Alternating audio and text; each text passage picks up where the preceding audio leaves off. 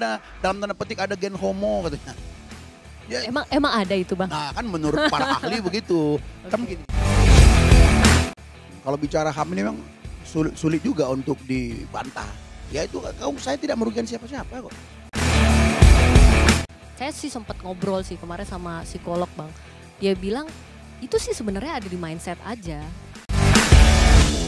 Kalau kita lihat di perjanjian lama itu kota Sejak Lot itu Sodom dan Gomora, LGBT itu sudah ada dan sebetulnya Allah tidak berkenan atas itu.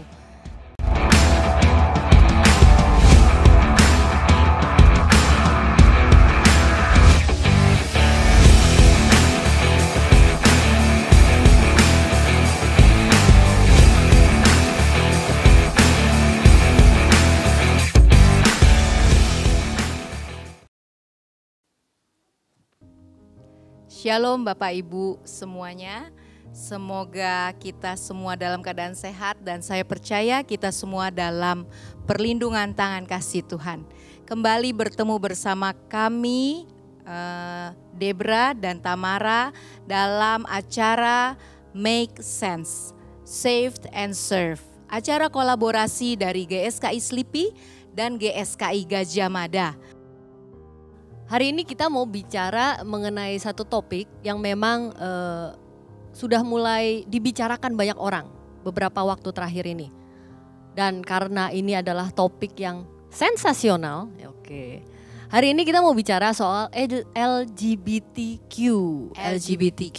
Oke. Dan Bapak dan Ibu sekalian, karena hari ini topiknya seru sekali, narasumber kita juga harus seru Bapak dan Ibu sekalian. Jadi hari ini kita akan berdiskusi dengan Bapak Pendeta Judikasi Haloho. Halo Bang, shalom. Shalom Tam dan Debra, shalom Bapak Ibu sekalian.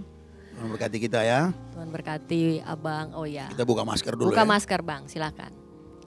Hari ini kita syutingnya di tempat terbuka nih Bang, dengan protokol tetap, tapi lumayan seger jadinya, ijo-ijo nih Bang.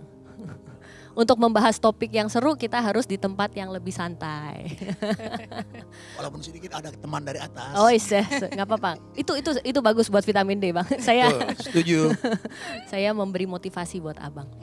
Jadi kita bicara soal LGBTQ, ya kan? Awal mulanya ini jadi rame lagi. Itu sebenarnya karena kalau kita baca Presiden terpilih Amerika Serikat Joe Biden itu menunjuk seorang gay menjadi salah satu menterinya, menteri transportasinya.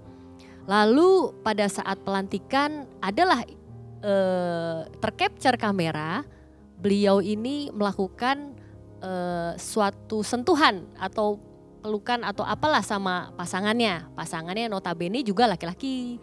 Nah rame. Kita semua langsung seru nih ngelihatnya. Iya. Tapi kan ini di Amerika Serikat Bang, mereka sudah biasa melihat itu, mereka sudah terbiasa dengan culture itu. Nah kita bicara di Indonesia sekarang. Di Indonesia ini masih tabu, ini masih belum terang-terangan. Bahwa beberapa orang yang merupakan LGBTQ pun masih menutup diri dan tidak berani muncul di permukaan dan terang-terangan menyatakan diri sebagai, oh saya ini gay atau saya lesbian. Gitu kan Bang. Nah menurut Abang, ini kita lihat dari sisi generalnya dulu.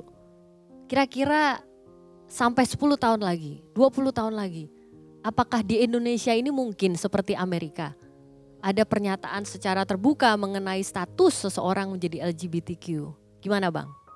Iya, kalau bicara soal kemungkinan, semua kemungkinan pasti ada ya. Bahasa zaman now itu ya maybe yes, maybe no. 10 tahun, 20 tahun lagi masih begitu enggak? Bisa saja. Bisa enggak? Bisa enggak. Nah kalau kita katakan tidak akan terjadi, tidak akan seperti sekarang. Kalau kita katakan no, nah itu kan semua sesungguhnya tergantung pemahamannya tentang LGBT itu sendiri. Ya, dikatakan no kalau pemahaman terus kita pertahankan, ya bahwa kita melihat LGBT ini adalah sebuah penyimpangan, ya, sebuah penyimpangan. Bukan hasil atau faktor genetika misalnya, pasti setiap orang tua ya akan memberi nasihat dong kepada anak-anaknya. Ya kan, memberi nasihat kepada masyarakat yang kita mulai dari rumah bahwa yang benar itu adalah begini, begini dan sebagainya. Nah kalau seluruh masyarakat kita dengan aktif melakukan hal-hal seperti ini, saya pikir dia bisa makin surut juga. Lalu plus, nah ini keunggulan kita, apa itu? Sila pertama, ketuhanan yang Maha Esa. Jadi Pancasila ini juga merupakan suatu pagar bagi kita. Jadi diharapkan juga kita orang Kristen juga betul-betul menghayati nilai-nilai Pancasila ini ya. Dan kita bersyukurlah, menurut saya sampai hari ini mereka belum berani juga terbuka terang-terangan karena sila pertama ini. Menurut saya begitu. Nah itu kalau kita katakan no, kalau kita katakan yes bisa juga, bisa akan seperti ini bahkan lebih nyata lagi. Kalau pemahaman mereka ini dari hasil faktor genetika, misalnya orang kami dilahirkan begini kok kan ada dalam tanda petik ada gen homo katanya. Ya, emang ada itu Bang? Nah kan menurut para ahli begitu. Kan gini ya, para ahli sendiri kan berbeda pendapat juga. Nah saya juga tidak mumpuni untuk mengurai sebab tidak melakukan penelitian-penelitian karena bukan bidang tentunya kan. Kita hanya membaca, bahkan mereka yang setuju itu dari kaum liberal istilahnya. Mereka mengklaim bahwa ada yang namanya gen homo. Sehingga ya kalau kami terlahir seperti ini ya ini kan kehendak Tuhan lah. Nah kalau ini dipahami lalu dikembangkan terus ya makin besar. Kromosom biasanya ya, kromosom kan ada X, ada Y, ada Y, ada X. Kalau kromosomnya kebanyakan X dia akan mengarah seperti kewanita-wanitaan atau terbalik. Itu yang Q Bu, itu yang Q. Itu yang Q. Kalau ya. yang LGBT-nya nggak itu ada. menentukan ya, sendiri itu kan orientasi seksual. Jadi mungkin nggak. Keinginan dia gitu kali ya. Betul. Saya nggak tahu ya, saya sih sempat ngobrol sih kemarin sama psikolog Bang. Dia bilang itu sih sebenarnya ada di mindset aja. Nggak dia tipe kayaknya bagian yang membantah bahwa itu secara genetik turun katanya. Dia di bagian yang membantah. Kan ada yang tadi Abang bilang kan, ada yang iya, ada yang bilang enggak. Sama-sama ahli itu. Ya. Betul. Jadi mereka sendiri aja masih iya, sama-sama ahli yang melakukan penelitian. Ya, oke. Mereka aja kontra. Nah, ya, saya untuk bisa masuk ke dalam situ pasti nggak berani karena bukan bidang saya. Cuman dengan membaca perbedaan saja kita udah, makanya saya bisa berkata, pertanyaan Tamara tadi kira-kira 10 tahun, 20 tahun lagi apakah seperti ini atau makin heboh kah? Ya maybe yes, maybe no, tergantung kan. Makanya diharapkan bagi Bapak Ibu yang menyaksikan atau mendengarkan program ini, kita sebagai orang percaya kita tahu kebenaran itu. Ayo dari sekarang ada pendidikan-pendidikan dari rumah. Harus dari rumah kita mulai. Kita bawa nanti keluar. Nggak ada cara lain. Begitu. Betul. Iya, tapi ini bukan satu trending baru ya, Iya, Bang ya. iya. Seperti yang kita tahu bahwa di zaman perjanjian lama LGBT ini juga sudah ada. Kalau kita lihat di perjanjian lama itu kota Sejak Lot itu Sodom dan Gomora, LGBT itu sudah ada dan sebetulnya Allah tidak berkenan atas itu. Tetapi ternyata ada gitu. Bagaimana menurut pandangan Abang mengenai kondisi tersebut? Apa kita boleh menjustifikasi bahwa seseorang memang boleh menentukan keinginannya free will ya, seperti yang kita tahu kan Tuhan tidak menuntut tapi Tuhan memberikan kita free will. Itu dibenarkan atau tidak gitu Bang? Ya. Jadi memang ya pertanyaan tadi kalau baca Alkitab dari PL udah banyak. Dari Kejadian 19 tadi mulai disampaikan ya tentang Sodom dan Gomora itu, di mana orang-orang Sodom mau memakai dua tamu pria Lot ini. Kalau dalam versi NIV-nya itu lebih jelas lagi, bring them out. Kenapa? Mereka mau melakukan seks, langsung pakai kata seks dia. Bahasa Ibrani yada, jadi jelas. Itu sangat jelas sekali. Nah, yang menjadi hal yang menarik dari kisah itu adalah, dan ini tafsiran. Lot berani menyerahkan dua putrinya. Ketika orang banyak datang ke rumah Lot, ya meminta agar orang itu keluar sebab mereka mau memperlakukannya seperti apa yang mereka inginkan, ya, mau to have sex with both of them. Apa kata Lot? Lot orang baik. Dia enggak mau tamunya itu dilukai orang. Tapi rasanya ya papa yang mana mau menyerahkan dua putrinya. Orang banyak ini dua putriku belum pernah disentuh laki-laki loh. Ini terserah kamu perbuat apa saja. Itu gak masuk akal nih papa seperti apa ini. Jadi muncul tafsiran begini. Apakah Lot sudah tahu banget? Bahkan saya pernah diskusi sama teman Bapak Ibu ya. Ada dia baca, teman saya membaca sebuah buku, dia katakan sekitar 95% mereka itu udah ada penyimpangan seperti itu. Makanya Lot tahu, dia serahkan putrinya, dia tahu tidak akan dijamah itu. Sebab papa yang mana sih yang rela ngasih 2 anaknya? Ya bisa saja, bisa juga gitu ya. Ya bisa. Nah oke, itu terkait dengan hal itu.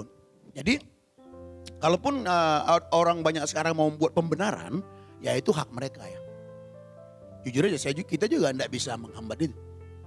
Kita bisa juga kena ham nanti sama dia kan gitu ya. Nah itu memang mengerikan. Nah memang kenapa bisa terjadi ya? Inilah mengerikannya karena dosa ini. Dosa membuat manusia menjadi self-center. Dosa membuat manusia menjadi self-worship. Menjadikan dirinya pusat hidupnya. Sehingga apapun yang dilakukan landasannya tidak ada lagi standar mutlak, udah gak ada. Yang ada tuh ya yang penting aku senang. Yang penting itu memuaskan hatiku gitu. Memuaskan hatiku. Sebenarnya pencarian-pencarian seperti inilah yang ada sehingga terjadi seperti hal-hal yang kita diskusikan ini tentang LGBT ini sendiri.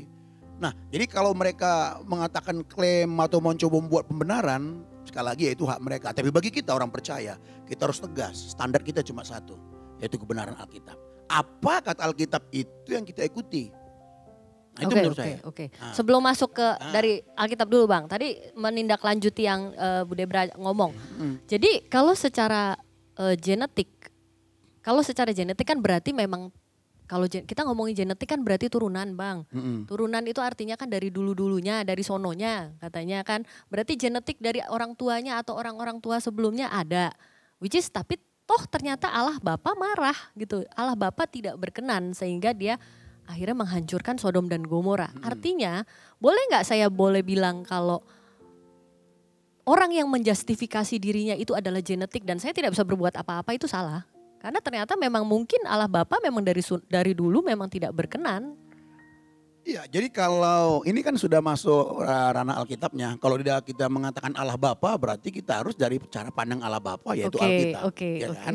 Nah maksudnya gini, kalau kita katakan itu apakah salah ya jelas salah. Karena Alkitab kita tegas. Tegas sekali bahwa itu semua terjadi karena kejatuhan manusia dalam dosa. Kejatuhan manusia dalam dosa tadi yang saya katakan. Sebenarnya inti dosa itu apa? Kita tuh salah arah. Harusnya arah hidup kita itu memuliakan Tuhan. Cara pandang kita, standar kita mengambil keputusan itu adalah dari kebenaran firman Tuhan. Nah kalau di luar dari itu kan penyimpangan. Nah itu yang kita. Yang tadi Abang bilang self-center. Self-center itu itu sebenarnya inti dosa itu. Jadi manusia hanya mau memuaskan dirinya. Aku tidak merugikan orang lain kok, apa ruginya? Aku mau dia sama-sama suka, emang rugi apa lo? Rese lo. Nah itu yang mengerikan. Itu yang mengerikan sebenarnya. Iya, sebenarnya dari sisi psikologi ya. Saya pernah juga baca bukunya Pak Yakub Susabde, pernah saya baca ya. Saya sebutkan referensinya supaya langsung jelas. Di dalam buku itu saya baca bahwa ada di dalam para ilmu psikologi mereka punya manual book ternyata. Itu singkatannya DSM. DSM itu Diagnostic Statistical Manual. Jadi fase 1, 2, 3 itu dicatat di situ LGBT itu atau homoseksual itu penyimpangan. Tapi begitu masuk fase 4, 5, 6 mereka mengatakan itu udah bukan penyimpangan. Bukan itu hal yang normal. Kenapa? Mereka teliti. Karena jujur aja ya kadang-kadang nggak enak saya ngomongin kadang-kadang. Pasti gini, itu para psikolog tuh kalau kita ikutin ya, mereka itu cepat sekali, gencar sekali melakukan penelitian-penelitian. Jadi maju sekali. Nah jadi mereka melakukan penelitian, mereka temukan bahwa kaum LGBT itu normal kok. Kerja bagus, bahkan bisa lebih berprestasi. Tadi sudah sebutkan ya, sampai terpilih sebagai apa tadi? Menteri Transportasi tadi saya dengar. Ya kan? Dan banyak lain mereka secara kesehatan menjaga kesehatan dengan baik. Ya dan lain sebagainya, punya cinta kasih, yes. Jadi normal kok. Gak ada bedanya sama orang lain. Loh kenapa kita mengatakan di sebuah penyimpangan? Nah kan gitu, tapi kalau kita masuk tadi seperti Allah Bapa, lalu bolehkah membuat pembenaran? Oh gak boleh, jelas itu.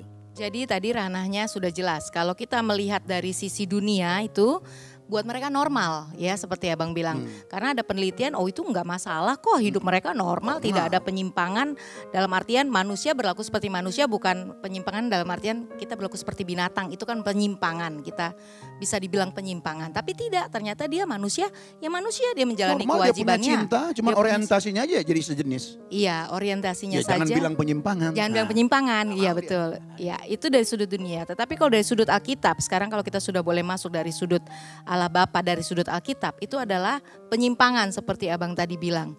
Karena kejatuhan manusia dalam dosa sehingga manusia jadi self-centered. Sekarang kalau kita bicara dari sudut Alkitab, bicara dari sebagai orang Kristen. Anak muda sekarang Bang tantangannya ya. Dan bagaimana orang tua mendidik atau mengarahkan anaknya. Sekarang mereka bicara begini, mami kuno katanya kan. Alkitab memang gitu, kata siapa maksudnya? Mami kuno, Iya, kuno maksudnya, saya pikir no. Kuno Bang, Oh, kuno. iya, maaf. Jadi ya oke, Alkitab tetap gitu. Kita percaya kok Tuhan Yesus itu sudah mati di kayu salib gitu sebagai juru selamat. Tapi kan tidak ada tuh di dalam Alkitab tidak boleh mengasihi sejenis. Sama seperti tidak boleh merokok, mana ayatnya dalam Alkitab gitu kan. Nah, ini bagaimana kita sebagai orang tua maupun kalau ada anak muda yang menonton acara ini. Dari sudut Alkitab apa nih Bang yang bisa menegaskan ke mereka? Iya, jadi Debra dan Tamara dan Bapak Ibu sekalian, kalau saya ditanya seperti ini saya akan memulai dari Kejadian 1 ayat 1. Masih ingat gak Kejadian 1 ayat 1? Penciptaan. Pada mulanya Ada mulanya. Allah menciptakan langit dan bumi. Kalau Kejadian 1 ayat 1 kita terima, maka seluruh Alkitab tidak jadi masalah. Nah, kenapa saya berkata begitu? Kejadian 1 ayat 1 pada mulanya. Berarti yang pertama-tama hanya ada Allah. Sebelum ada apa-apa, belum ada apa-apa, yang ada hanya Allah. Hanya Allah sendiri, lalu Tuhan mencipta. Nah, jadi semua yang ada ini ada karena Tuhan yang mencipta. Langsung kita loncat, hari ke-6 Tuhan menciptakan manusia, bukan? Kejadian 1 ayat 26, 27, 28 sangat jelas mengatakan itu. Ini yang Tuhan ciptakan, ini Allah yang memulai. Ada manusia karena Allah yang memulai. Ada jenis kelamin karena Allah yang memulai. Pada mulanya Allah. Jadi Kejadian 1 ayat 26 itu mengatakan bahwa Tuhan menciptakan manusia menurut gambar dan rupanya. Nah mungkin Tamara boleh bantu Kejadian 1 ayat 27 coba. Di ayat 26-nya dikatakan di situ Tuhan menciptakan manusia itu menurut gambar dan rupa Allah. Lalu ayat 27-nya, nah di sini identitas seksual itu di ayat 27 coba. Ya. Maka Allah menciptakan manusia itu menurut gambarnya. Menurut gambar Allah diciptakannya dia, laki-laki dan perempuan diciptakannya mereka. Nah jadi Bapak Ibu yang dikasih Tuhan jelas. Di Kejadian 1 ayat 26 dikatakan bahwa Tuhan menciptakan manusia menurut gambar dan rupanya. Lalu ayat 27-nya itu disebutkanlah identitas seksualnya. Lalu diciptakannya lah dia. Siapa itu dia? Manusia itu. Diciptakannya lah manusia menurut gambarnya. Lalu diciptakannya dia. Laki-laki dan perempuan. Jadi kalau bicara manusia itu ada dua identitas seksualnya. Laki-laki dan perempuan. Nggak boleh ada yang lain, tidak ada yang lain. Cuma dua ini saja. Lalu kemudian dikatakan nanti di ayat 28-nya Tuhan memberkati. Lalu diberikanlah mandat prokreasi, beranak cuculah. Jadi ternyata, nah Tuhan salah satu tujuan Tuhan menciptakan manusia ini untuk apa juga salah satunya kan? Ya untuk memenuhi bumi ini kan, dunia ini ya.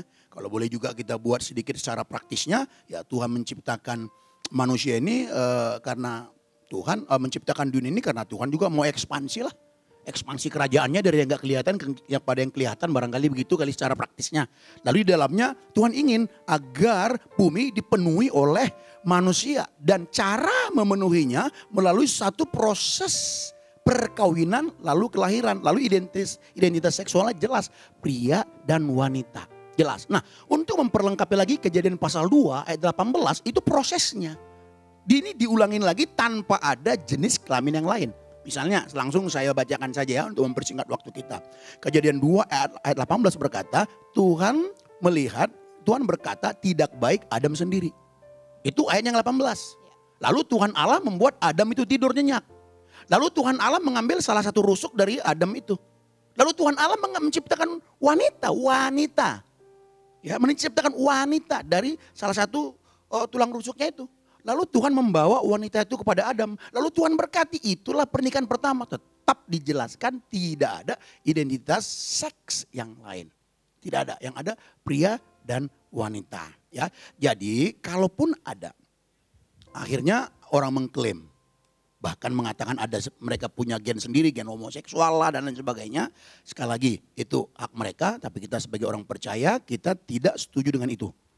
Nah, kita harus berani tegas terkait hal ini ya, karena inilah yang disampaikan oleh Alkitab kepada kita yang terus harus kita jalani. Kan gitu. Itu kalau kita masuk kepada landasan Alkitabiahnya tentang LGBT ini. Atau mungkin mau di ini lagi, apalagi yang mau di... Ironis sekali tapi ya Bang, itu kan Amerika itu kan in God we trust. Gitu. Tetapi mereka tidak menjadikan Alkitab itu sebagai centered dari kehidupan setiap Americans gitu, maksudnya setiap mereka yang hidup di situ, tetapi malah menunjukkan HAM-nya lebih besar, kemanusiaannya lebih besar. Itu akan, Amerika akan menjadi apa ya? Kalau anak muda sekarang kan ngelihatnya kemana sih? Korea sekarang ya? Korea sekarang. Korea juga begitu kan, operasi segala gitu. Amerika juga melihatnya Amerika bebas gitu, hidup bebasnya. Itu mengerikan sekali gitu ya Bang ya. Padahal Alkitab sudah, seperti yang Abang tadi jelaskan di Kejadian, sudah jelas-jelas berbicara. Itu tidak boleh. Betul, saya setuju sekali. Alkitab sudah jelas-jelas. Tadi memakai ada satu statement tadi, in God we trust ya dan lain sebagainya. Makanya nggak usah jauh-jauh lah. Kadang-kadang saya juga sebagai seorang hamba Tuhan, pintar khotbah, ya pintar mengutip. Pada kenyataannya terkadang tidak semudah itu juga ya. Tidak semudah itu juga. Ya nggak enak sebenarnya nyinggung negara orang. Iya, jadi artinya gini. Artinya bahwa tidak mudah juga ya. Tidak mudah juga bagi kita untuk melakukan kebenaran itu.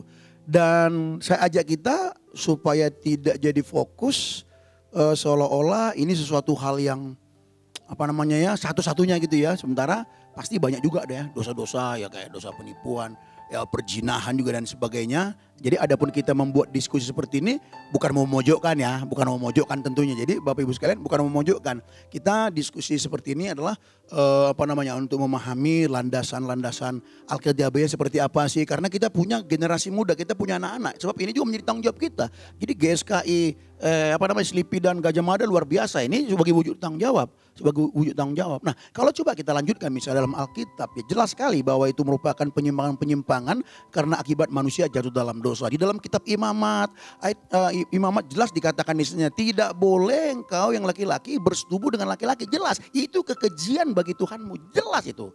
Lalu loncat di perjanjian baru di Roma apalagi, tegas sekali. Ya di Roma pasal yang pertama itu ayat 25, 26, 27. Kalau kita baca di ayat 18 itu judulnya itu hukuman atas kefasikan. Itu konteksnya. Lalu disampaikan ayat 25 kalau kita baca ya di Roma pasal 1 ayat 25 di situ ya menjadi spirit atau nyawanya. Dikatakan begini, mereka melupakan penciptanya yang harus dipuji. Nah karena mereka melupakan penciptanya, ayat 26-nya, mereka akhirnya apa? Mereka melakukan hubungan seks yang tidak seharusnya. Yang laki-laki kepada laki-laki, yang wanita kepada wanita. Dan itu dikatakan kekejian, ayat 32-nya jelas. Itu kekejian dan dihukum mati. Jadi jelas sekali kalau dari saya sampaikan kitab Kejadian itu menjadi landasan Alkitabiahnya bahwa sejak semula Tuhan menciptakan identitas seksual manusia pria dan wanita. Lalu Alkitab terus secara konstan membeberkan kalaupun ada itu penyimpangan-penyimpangan dan itu merupakan kekejian dan itu hukumannya hukuman mati kata Alkitab. Kan begitu, hukuman mati. Nah itu pernyataan-pernyataan Alkitab lah. Pernyataan Alkitab. Berarti ada ya di dalam Alkitab itu tertera prakteknya jelas. dari dulu sudah banyak, ribuan tahun yang lalu. Jadi jelas bicara dosa itu dari dulu akibatnya sudah ada. Jadi apa yang ada sekarang bukan suatu hal yang baru. Ya. Dari ribuan tahun yang lalu sudah ada. Ya, kualitasnya pasti sama, kuantitinya yang lebih banyak. Mungkin karena pertambahan penduduk. Betul. Dan semakin bebasnya manusia, pengertiannya dan begitu cepatnya sosial media yang membuat manusia akhirnya terdoktrin untuk dan merasa bahwa itu adalah hal yang wajar. saya nggak mau masuk ke ranah HAM dulu, human rights, karena pada saat ini kita akan diserang sama orang-orang, loh itu hak saya punya hak untuk menyatakan diri, saya punya hak untuk memproklamirkan bahwa saya adalah gay misalnya. Tapi Bang, balik lagi yang tadi dari sisi Alkitab, yang Abang sebutkan yang pertama di Kejadian adalah itu menurut saya merujuk kepada yang queer. Allah Bapa menciptakan laki-laki dan perempuan. Tidak ada yang di tengah-tengah, itu clear. Tapi waktu kita bicara tentang LGBT, itu kan tentang mindset, orientasi seksual. Bukan, dia tidak mengganti kelaminnya, tidak menyatakan, misal dia laki-laki, dia tidak menyatakan diri menjadi perempuan, tapi orientasinya berubah. Ya, tadi di Imamat Abang bilang bahwa kekejian kalau melakukan laki-laki dengan laki-laki. Tapi kan balik lagi Bang, kita kan nggak cuman ngomong secara praktek, bahwa praktek harus pacaran itu kekejian udah jelas. Tapi kan berpikir pun sama seperti kalau kita mengingini perempuan lain dan itu kan udah masuk sebagai dosa di kita kan. Jadi itu kan mungkin sama, bahwa kalau memang seorang laki-laki mengingini laki-laki lain dalam pikirannya, bahkan dia belum praktek, itu sudah merupakan suatu kekejian dan dosa di hadapan Allah kan. Oke. Nah itu sekarang betul sekali. Jadi itu udah clear. Standpoint kita sebagai Kristen adalah bahwa itu merupakan tidak berkenan di hadapan Allah. Itu suatu kekejian di hadapan Allah Bapa. Oke. Sekarang kita balik lagi ngomong ke human rights baru Bang. Hak asasi. Orang-orang mereka akan ngomong, loh itu hak asasi saya punya hak untuk memproklamirkan diri gitu loh.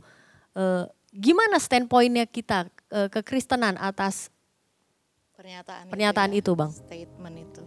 Ya, jadi yang pertama tentu sekali lagi ya, kita tidak bisa memaksa orang. Kita nggak bisa memaksa orang, apalagi dia tidak merugikan dia. Jadi kalau mereka mengatakan itu adalah ya hak saya ya kita bisa bikin apa terhadap mereka ini sebenarnya? Kita nggak bisa bikin apa-apa. Jadi menurut saya bagian kita adalah tanggung jawab kita adalah menjaga lalu mengadakan pendekatan kepada mereka kalau kita ada, seperti tadi Tamara mengatakan ya, bahwa mereka itu kan belum terang-terangan. Saya sendiri juga nggak tahu loh, misalnya di sekitar saya siapa sih juga nggak tahu. Kita nggak tahu. Nah jadi kalau kita katakan kita mau mengadakan diskusi terbuka dengan mereka, kita sulit, yang mana itu nggak tahu kan. Jadi cuman bagian kita adalah standpoint kita menurut saya adalah satu yang kita sebutkan tadi, tentu yang di Alkitab ya.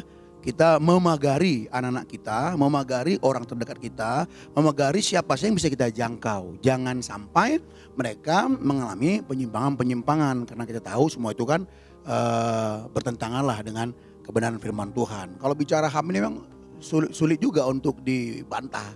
Ya itu saya tidak merugikan siapa-siapa kok. Apa saya salah mencintai? Nah saya mencintai yang apa ruginya? Ya saya tidak merugikan siapa-siapa. Iya betul.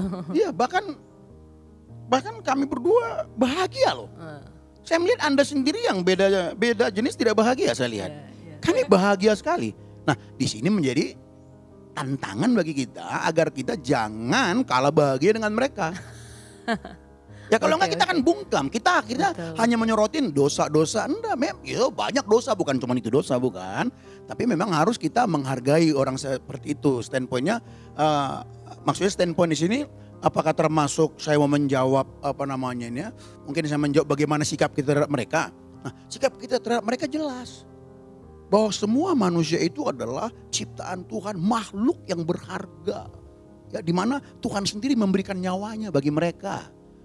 Sejahat apapun manusia itu, Tuhan memberikan nyawanya. Jadi mereka itu pun mahal. Marilah kita memandang mereka itu semua seperti Tuhan memandang. Di mata Tuhan LGBT itu pun mahal loh. Loh siapa kita tidak melihat mereka mahal, sombong kali kita ini.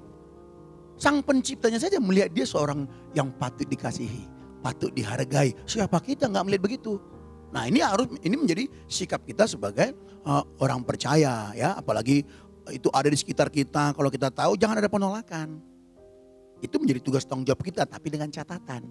Awas, jangan sampai terpengaruh. Jadi lihat juga kemampuan gitu loh. Lihat kemampuan juga ya. Jadi yang namanya mengasihi itu ya, itu tidak bisa dibatasi oleh apapun. Sebab kalau mau jujur, dia pun tidak menginginkan seperti itu. Saya yakin itu. Saya yakin tuh. Sebab ada orang yang jadi gay atau homoseksual nih, gay atau lesbian ini, Itu karena apa? Penularan. Bisa juga bergaul sering, bisa juga. Iya, Salah betul. Jadi dia Iya. sendiri pun sebenarnya tidak menginginkan itu. Nah kalau dia akhirnya sampai seperti itu, loh kita nggak boleh menghakimi. Menghakimi artinya menjatuhkan hukuman kepada dia. Malah itu harusnya menjadi tugas kita. Kalau kita tahu.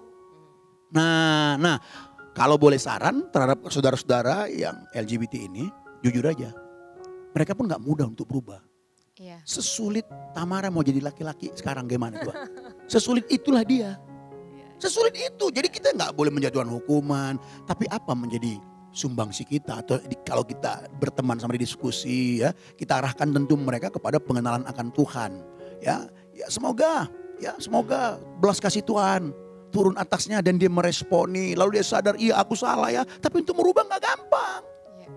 Nah disinilah berlaku nanti firman Tuhan yang berkata sangkal dirimu. Ya nggak apa-apa. Kau terus sampai mati mungkin orientasi seksualnya terhadap laki-laki atau terhadap perempuan sesama jenis. Nggak apa-apa asal jangan praktek. Loh, paling tidak di Iya, situ. betul. Iya. Paling tidak di situlah kita nggak usah Perjuangannya ya, nggak tahu apakah perjuangannya bahasa di saya situ. salah ya. Udahlah kita jangan terlalu muluk-muluk karena jujur sesulit itu. Jangankan itu Bapak Ibu jangankan itu kebiasaan buruk saudara saja. Apa kebiasaan saudara yang buruk misalnya? Nggak gampang untuk melepas. Iya. Apalagi ini. Iya. Nah jadi paling tidak kalau itu saudara-saudara kita yang kenal. Ya kita diskusi firman, sharing kebenaran dan sebagainya. Ya kiranya belas kasih Allah ada padanya dan dia merespon, dia mengerti, dia menangis. Iya aku salah. Paling tidak kita sampaikan kepada dia. Janganlah praktek, sangkal dirimu. Sama seperti kita yang normal. Seorang pria melihat wanita, kalau nggak nyangkal diri bahaya juga. Iya. Seorang wanita ngelihat pria ganteng, mindset tadi, sangkal diri. Jadi sama antara kita dan mereka pun Iya. ada satu yang nggak boleh dihilangkan. Apa itu? Sangkal diri, pikul salib. Jangan praktek lah. Oke. Intinya sama, perjuangan kita sama aja. Sama. Cuman beda battle-nya aja. Cuman perjuangannya sama. Medan perangnya ya. Medan perangnya betul. berbeda. Jadi yang harus digaris bawahi tadi tuh ya, tidak semudah. Jangan dianggap, mujizat Allah nyata. Puji Tuhan lah. Kalau langsung mujizat terjadi ya puji Tuhan lah. Puji Tuhan kalau begitu. Itu loh maksudnya. Tapi ini abang udah ngomong tentang yang saudara. Kalau ada saudara sekitar kita. Nah kalau posisinya orang tua bang. Anaknya tiba-tiba datang. Sekarang nggak rada beda.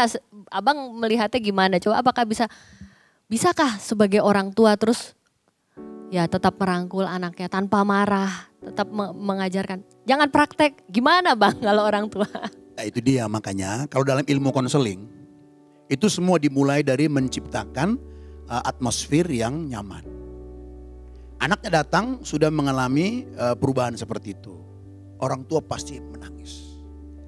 Dia menangis, dia sedih, di dalamnya ada kemarahan. Itu udah pasti. Tapi kalau sebagai orang tua yang takut akan Tuhan, dia mesti belajar. Dari sisi ilmu konseling ciptakan kondusif atmosfer. Satu kondisi keadaan yang nyaman, aman supaya anak itu dia terasa, dia diterima. Aku pulang beda tapi diterima loh sama papa mamaku masih. Jadi tidak ada penolakan. Dan basicnya ini adalah apa? Belas kasih. Belas kasih. Karena kalau kita tidak punya belas kasih, kita tidak bisa mampu untuk menciptakan kondusif atmosfer itu. Sebab di dalamnya kita perlu mendengarkan, di dalamnya kita perlu berempati. Itu semua dilandaskan oleh belas kasih. Apa itu belas kasih? Menginginkan orang lain terselamatkan. Nah kalau orang tua melakukan hal ini, menurut saya jalan terbuka bisa dia untuk apa? Berdialog dengan anaknya. Lalu ketika itu terjadi, sang anak merasa diterima walaupun dia berubah. Dia tetap tidak melihat perbedaan cinta kasih dari papa mamanya. Maka dia akan berani mengungkapkan semua. Pak, sebenarnya dulu aku gini, gak tahu sejak kapan. Tapi dia akan cerita semua, dia cerita semua. Tapi sebagai orang tua tetap mendengar. Walaupun ada marah di dalam, tapi tetap mendengarkan. Dengan cinta kasih tadi ya. Lalu dia bisa lihat, oh anakku di sini dulu yang mulainya. Lalu dia bisa masuk bagaimana melakukan pendekatan. Jadi gak langsung, kamu gak bisa, kamu salah. Bukan itu persoalan. Salah keluar dari rumah. Wah Ya. biasa. Gini ya, yang kelihatan anak datang kelihatan berubah ya. Itu yang kelihatan, itu yang fenomena. Persoalan sesungguhnya bukan itu. Kenapa sampai begitu? Itu harus ditemukan. Tapi orang tua mana mau buat begitu? Mudah-mudahan kita semua. Mudah-mudahan jikalau ada orang tua yang menyaksikan program ini, ya, mengalami pergumulan ini, Bapak Ibu yang terkasih, jangan ditolak anak kita. ciptakanlah tetap suasana atmosfer yang indah, yang nyaman di rumah. Sehingga anak kita itu pun merasa tidak ada perbedaan loh papa mamaku. Aku bisa diterima sekalipun begini. Dia akan berani terbuka akhirnya. Ketika dia terbuka, lalu kita bisa nangkap, oh di sini. Ketika kita tahu persoalan sesungguhnya, ada harapan kita bisa memberikan hal yang tepat terhadap dia. Dan kita harapkan anaknya dijamah Tuhan, iya aku salah ya, dia bertarung. Tapi Pak, aku sulit untuk berubah. Nah baru yang tadi, ya udah gak apa-apa anakku, gak apa-apa nak.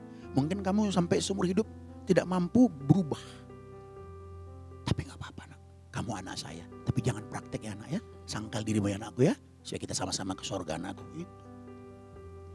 Berlaku juga bagi sahabat muda yang menonton acara ini, yang melihat acara ini. Kami membawa atau menaikkan LGBT ini untuk menguatkan ya, untuk menguatkan landasan bahwa ternyata di dalam Alkitab menurut sudut pandang Allah itu memang salah. Tetapi tidak disangkali bahwa itu terjadi mungkin juga di antara para sahabat muda yang menonton acara ini. Seperti yang disampaikan Bang Judika, jangan takut, silahkan bisa konsultasi kepada orang tua dulu ataupun kepada Bang Judika atau apa hamba-hamba Tuhan yang memang mengerti. Iya, yang mengerti gitu ya. Jadi jangan menutup diri, justru harus meminta pertolongan. Jangan malu ya, tapi juga jangan tenggelam. Jangan tenggelam dengan mindset bahwa ini udah normal kok, ini ternyata terjadi kok di sekitar kita dan ini trending, ngetren gitu, jadi ngetren. Oh itu udah salah, seperti yang Bang Judika sampaikan, itu salah sahabat muda. Jadi berbaliklah dan sangkal diri gitu ya. Jadi boleh kita membuka pertanyaan ya, seperti yang waktu lalu ya. Boleh, jika Bapak dan Ibu sekalian atau teman-teman ada yang ingin ditanyakan, Bapak dan Ibu sekalian bisa WhatsApp ke nomor berikut ini dan kami akan menjawabnya di episode yang akan datang. Nah, sekarang nih kita kayaknya sudah mulai di penghujung acara, Bang Jud. Apa yang sebenarnya menjadi kesimpulan atau menjadi harapan atau apapun yang Bang Judika hendak sampaikan kepada Bapak dan Ibu sekalian di rumah? Ya, terima kasih Tamara dan Debra. Jadi Bapak Ibu yang terkasih, bicara soal homoseksual ini, yang pertama tentu kita harus berpegang teguh kepada kebenaran firman Tuhan. Bahwa sejak semula Tuhan menciptakan laki-laki dan perempuan. Kalaupun ada penyimpangan-penyimpangan ya, itu semua karena kejatuhan manusia dalam dosa. Itulah mengerikan dosa sehingga tidak boleh dianggap remeh. Ya, kejatuhan manusia dalam dosa ini membuat semuanya jadi salah arah. Harusnya landasannya Tuhan, harusnya landasannya kebenaran, jadi diri sendiri. Akhirnya kita berusaha melakukan apapun yang hanya untuk memuaskan diri kita sendiri. Nah, ada satu hal yang saya juga tidak bisa menjelaskan karena bukan ahli ya. Barangkali gini, jadi karena kejatuhan manusia dalam dosa itu membuat cara hidup manusia menjadi gak benar, pola istirahat, pola makan, pergaulan, semuanya. Mungkin karena ketidakteraturan inilah bisa mengakibatkan akhirnya perubahan-perubahan seperti itu. Ya, cara bergaul merasa nggak apa-apa, lalu terjadilah penyimpangan-penyimpangan seperti yang ada sekarang. Nah, tapi Bapak Ibu yang dikasihi Tuhan, sebagai seorang hamba Tuhan, tentu kita bukan sedang memojokkan yang namanya LGBT, bukan. Ini diskusi sebagai wujud tanggung jawab, karena yang namanya dosa itu bukan hanya itu saja. Banyak sekali dalam pikiran kita yang saja ada penyimpangan-penyimpangan, itu sudah menjadi dosa sebenarnya. Tetapi saya mengajak kita semuanya, jikalau yang menyaksikan ini engkaulah yang pada posisi LGBT ini, saya mau sampaikan bahwa Tuhan mengasihimu, Tuhan menyayangimu, Tuhan tidak inginkan engkau binasa, Tuhan mau menyelamatkanmu. Jujurlah pada diri sendiri, lihatlah bahwa memang itu penyimpangan. Jangan lagi mengeraskan hati dengan landasan-landasan itu adalah hal biasa, dengan penelitian-penelitian ilmu pengetahuan, lalu mereka membuat klaim-klaimnya itu hal yang biasa. Janganlah, jujurlah pada diri. Ingat, hidup kita singkat. Satu kali kita akan meninggalkan dunia ini. Kalau ada pengakuan seperti itu, iya ya, aku telah melakukan kesalahan seperti ini. Itu belas kasihan Tuhan ada padamu. Hari ini juga ambil tindakan untuk bertobat. Nah, bagi saudara-saudara yang tidak tapi punya teman, jangan menolak mereka. Terimalah mereka, karena Tuhan pun sayang kepada mereka. siapakah kita tidak menyayangi mereka? Nah, kiranya Tuhan Yesus memberkati kita. Amin. Mantap, mantap. Terima kasih Keren. banyak Bang Sama-sama. Judika atas diskusi kita hari ini yang sangat-sangat memberkati. Saya percaya Bapak dan Ibu sekalian juga diberkati dengan diskusi kita. Betul ya Bu ya? Betul. Kita akan kembali lagi berdiskusi setiap 2 minggu sekali Bapak dan Ibu. Tapi untuk Bang Judika sekali lagi kita mengucapkan terima kasih. Jangan kapok karena Bang Judika ini narasumber Pasti tidak tetap. kapok. Narasumber tetap kita. Akan Kita bertemu ketemu terus. lagi ya. Kita pasti ketemu lagi. Di topik yang lain. Betul. Oke. Baik Bapak dan Ibu sekalian, sebagai penutup kami hendak menyampaikan bahwa bagi Bapak dan Ibu sekalian yang memiliki keluarga atau teman dekat atau lingkungan yang memang LGBT, jangan dijauhkan Bapak dan Ibu. Orangnya tidak salah, orangnya tetap kita temani, tapi kita arahkan supaya mengenal kebenaran. Jadi yang salah adalah tindakannya, sehingga Bapak dan Ibu sekalian bisa bantu untuk mengarahkan saudara-saudaranya tersebut kepada kebenaran Tuhan. Begitu. Terima kasih banyak Bapak dan Ibu sekalian. Kita berjumpa kembali di acara Make Sense, Save and Serve berikutnya. Tuhan Yesus memberkati.